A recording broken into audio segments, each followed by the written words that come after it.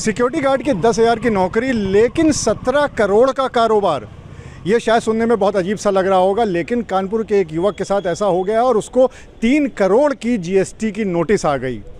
और इस पूरे मामले में अब उसकी स्थिति क्या है, इस पे बात करने के लिए हमारे साथ वो युवक भी मौजूद है और इसके साथ ही साथ अब उसने प्रशासन से गुहार लगाई है कि इस पूरे मामले की जांच के लिए एक कमेटी का गठन कर दिया जाए।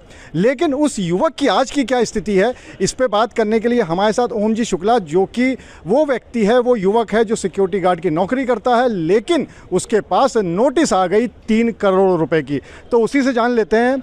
ओम जी, जब ये नोटिस सबसे पहले आपके पास आई थी तो उस समय से लेकर अब तक आपकी क्या हालत रही है, क्या परेशानियां उठानी पड़ी हैं आपको?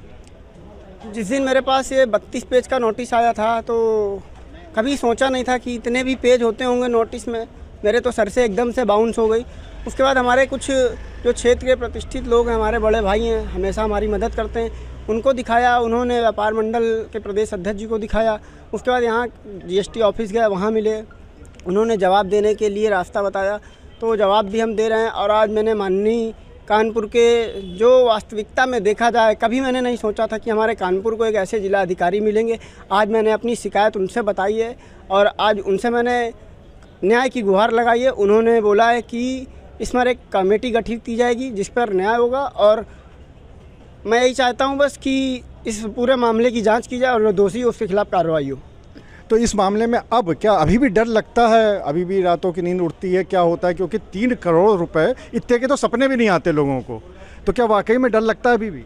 हाँ, जब तक अभी इसका पूरा खुलासा नहीं हो जाता तब तक मेरे मन में भय है, क्योंकि मैं 10,000 रुपये की नौकरी करता हूँ। घर की कुछ परिस्थितियाँ ठीक नहीं थी, इसलिए मैंने सिर्फ इंटर तक पढ़ाई की। उसके बाद अपने माँ बाप का हाथ बटाने के लिए मैं नौकरी करने लगा। आगे पढ़ना चाहता हूँ लेकिन परिस्थितियाँ ठीक नहीं हैं तो नहीं पढ़ पा रहा हूँ, नौकरी कर रहा हूँ। लेकिन जब ये नोटिस आया उसके बाद मन में एक भय सा है कि लोग तरह तरह की बातें करते हैं। लोग बोलते हैं तुमको 10-15 हज़ार रुपये कोई देता होगा, तुमने अपना पैन कार्ड खुद दिया होगा, लेकिन अब तुम छुपा रहे हो क्योंकि अब तुम पकड़े गए हो, तुम्हारे यहाँ गवर्नमेंट का टैक्स का नोटिस आया है।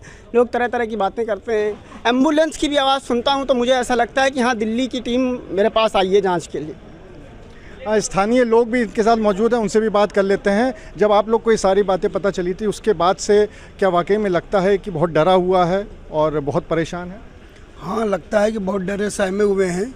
इसी डर की वजह से आज मैं माननीय जिलाधिकारी महोदय के पास अपने साथ लेकर आया था कि इस गरीब को न्याय मिल सकेगा। और जिलाधिकारी महोदय ही एक ऐसे हमारे कानपुर के अच्छे अधिकारी हैं जो उस गरीबों को न्याय के लिए सदैव तत्पर रहते हैं। ओम जी शुक्ला लगातार इस बात के लिए कह रहे हैं, अब इन्होंने एप्लीकेशन भी दी है कि इस पूरे मामले में एक जांच कमेटी का गठन कर दिया जाए, तो जिससे ये पता चल पाए कि आखिर ऐसा हुआ कैसे है। अभी आप लोगों ने जब डीएम साहब से मिले हैं तो क्या मांग अपनी रखी है? मांग यही रखी गई है कि जैसे पैन कार्ड का इनका गलत यूज करके धोखाधड़ी की गई है उसकी उचित कार्रवाई हो। और ये जिस प्रकार से ये कोई इनके साथ पहला नहीं हुआ, अभी इसके पहले 131 करोड़ का एक किराना दुकानदार के साथ भी उसका ऐसा ही हुआ है। तो इसकी जांच हो और जांच के साथ साथ कड़ी कार्रवाई हो कि जो इसका दुरुपयोग कर रहा है वो दोबारा ना कर सके।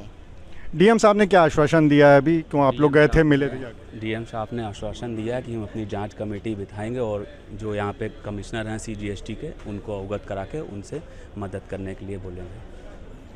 तो फिलहाल जो प्रशासन की तरफ से आश्वासन मिला है कि इसमें कमेटी का गठन भी होगा, इसके साथ ही साथ जो सीजीएसटी के अधिकारी हैं उनसे भी बातचीत की जाएगी। लेकिन फिलहाल ओम जी शुक्ला रातों की नींद भी उड़ी हुई है और एम्बुलेंस की आवाज़ भी सुनता है तो ऐसा लगता है कि दिल्ली से कोई टीम आ गई है। इस पूरे मामले में जांच होना बहुत ही आवश्यक है, क्योंकि इतने करोड़ की नोटिस आना वाकई में एक पूरे सरकारी सिस्टम पर सवालिया निशान ज़रूर खड़ा करता है।